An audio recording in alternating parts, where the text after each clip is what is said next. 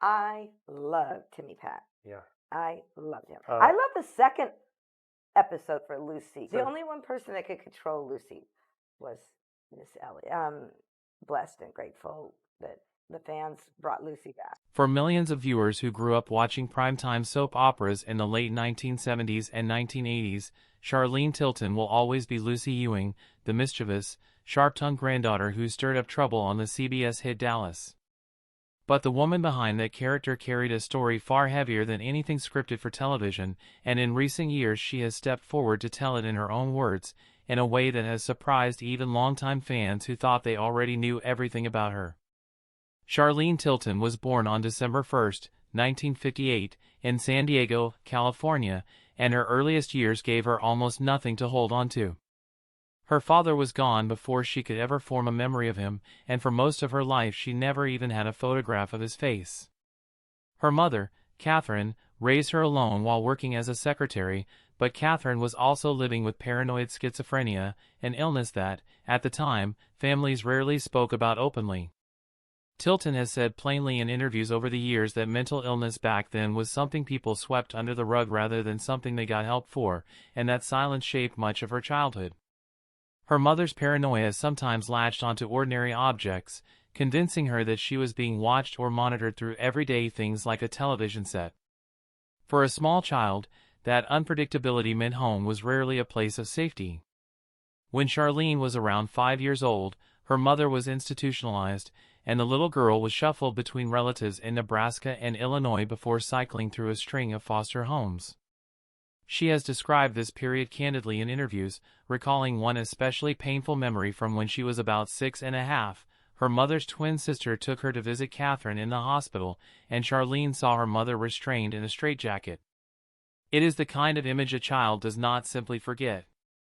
In another foster placement, she overheard the adults in the house talking about wanting to be rid of her, unable to find anyone willing to take her in. That moment, she has said, planted a resolve in her that never left. She decided she would never again depend on someone else to take care of her. By around age 8, Catherine was released from the hospital, and mother and daughter were reunited, settling into a small one-bedroom apartment in Hollywood. Money was scarce. Tilton has described herself as a latchkey kid who would walk past the gates of film studios on her way to school and dream of what it might be like to belong inside them. The instability at home never fully disappeared, but something else began to take root in her during those years, a hunger for performance. She threw herself into activities at Hollywood High School, becoming a cheerleader and eventually president of the school's thespian club, discovering that the stage gave her a place to be seen on her own terms rather than defined by the chaos around her. She worked ordinary jobs to get by while chasing an acting career, including a stint at the Egyptian Theater, and she picked up small roles in the mid-1970s, appearing alongside Jodie Foster in Disney's Freaky Friday and taking guest spots on shows like Happy Days and 8 is Enough. Those early credits were modest, but they were preparing her for the audition that would define the rest of her public life. In 1978, at just 17 years old, she won the role of Lucy Ewing on Dallas, beating out a large pool of hopefuls for a part that was originally written as a minor character. Audiences responded so strongly to her performance that the role expanded, and Tilton found herself, almost overnight, at the center of one of the biggest television phenomena in the world. The scale of her fame during those years is hard to overstate. She appeared on hundreds of magazine covers, and the 1981 episode featuring Lucy Ewing's wedding drew an audience estimated in the tens of millions, a number that placed her at the heart of a genuine cultural moment. At the height of the show's popularity, she was reportedly earning $50,000 per episode, an extraordinary sum for television at the time. She even stepped outside acting to record music, releasing a single that became a modest hit overseas, reaching #1 in Germany even though it did not break through domestically. On the surface, it looked like an unstoppable rise.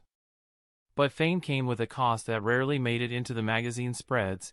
She has spoken about being grabbed by strangers in public, receiving obscene phone calls, and struggling to take her own daughter outside without being surrounded. Her personal life during this period was similarly turbulent. In 1982, she married country singer Johnny Lee, known for his hit Lookin' for Love, in a highly publicized Valentine's Day wedding. That same year she gave birth to their daughter, Cherish. But the pressures of two demanding careers, constant touring, and the intensity of public attention wore the marriage down, and the couple divorced by 1984. A second marriage, to singer and actor Dominic Allen in 1985, lasted about 7 years before it too ended, in 1992, without children. Through both marriages and their endings, her daughter Cherish remained the one constant relationship in her life, and Tilton has often pointed to her as the anchor that kept her grounded through everything that followed. Professionally, the mid-1980s brought a jarring reversal. In late 1984, producers announced that Lucy Ewing would not be returning to Dallas, a decision framed publicly as a creative choice about where the character's story was headed.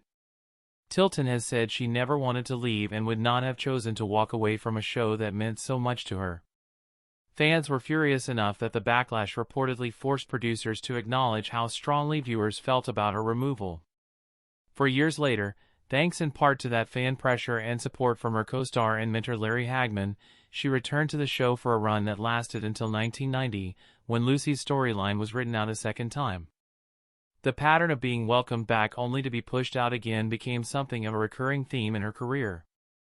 The years after her final Dallas exit took her into very different territory: smaller films, game show appearances, self-parody roles that poke fun at her own fading star status, and even fitness infomercials for a product called the Abdominizer, which nonetheless sold in the millions. To outside observers, it might have looked like a steep fall from the heights of primetime stardom. But Tilton has described this stretch less as a collapse and more as simply doing what she had always done since childhood: adapting, working, and finding a way to keep going. Then, in 2001, she met cinematographer Chetty Hart, and for the first time in years she found a relationship that felt steady rather than turbulent. They built a life together over roughly 8 years before finally becoming engaged, and it seemed, at last, that she had found lasting stability. That hope was shattered on December 23, 2009, when Hart fell suddenly ill. He died of heart failure at 54 years old on Christmas Eve, with Tilton by his side. She has said the loss sent her into a period of roughly 7 months in which she rarely left her couch, drinking heavily and struggling simply to function, describing herself candidly as a mess. What eventually pulled her back, she has said, was the thought of her daughter, and the recognition that Hart would not have wanted her to give up. That grief arrived alongside serious financial hardship. Tilton has spoken about losing nearly everything she had built during her years of fame, describing being reduced to weighing whether she could afford dog food or groceries for herself, all while trying to keep her daughter's schooling and daily life as normal as possible. She has attributed part of that collapse to being mishandled by people she trusted with her finances, and to the enormous cost of caring for her mother, who spent more than a year on a respirator near the end of her life. Medical bills Tilton says she covered herself. Rather than disappearing after this stretch of loss, Tilton pushed herself back into public life in ways that were often uncomfortable and required real vulnerability. In 2012, at 53 years old, she competed on the British series Dancing on Ice, an unforgiving live competition that put her physical limitations and nerves on full display in front of a national audience.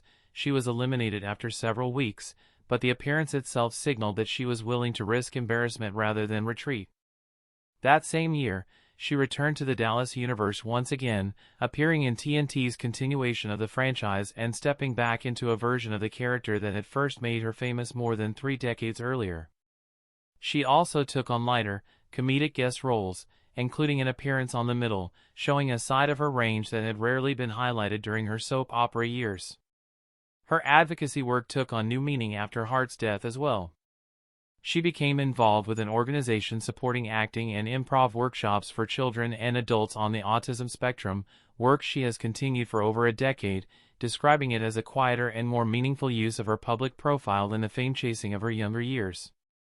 In 2015, she relocated from California to Nashville, Tennessee, to be closer to her daughter Cherish, who is building her own career as a country music artist, performing at venues like the Grand Ole Opry and the Ryman Auditorium, and eventually being recognized by Billboard as an artist to watch. Family, rather than the pursuit of a fading spotlight, increasingly became the center of her life. What has made the past couple of years feel like a genuine turning point, though, is not another acting credit or television appearance, but something far more personal.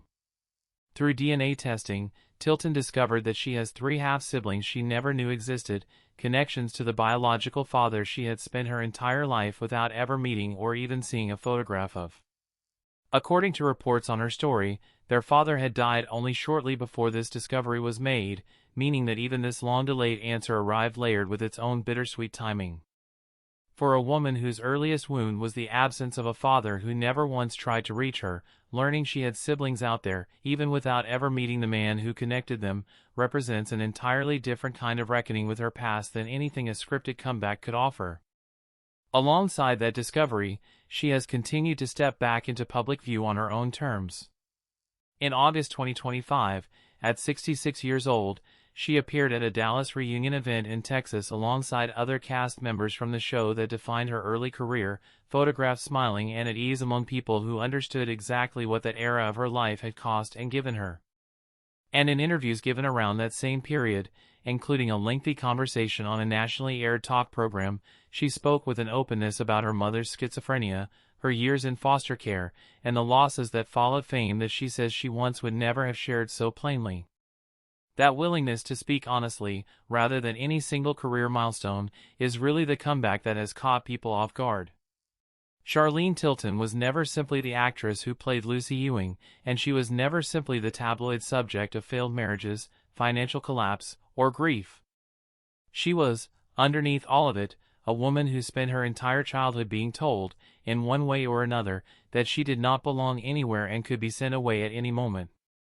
What she has built instead, decades later, is a life where she gets to decide what her own story means, who is allowed to hear it, and what comes next. After losing a father she never knew, a mother whose illness shaped her earliest years, a fiancé who died holding her hand, and a fortune that vanished almost as quickly as it arrived, she is still here, still working, still connecting with the family she has left and the family she is only now discovering, and still, by her own account, finding reasons to keep going.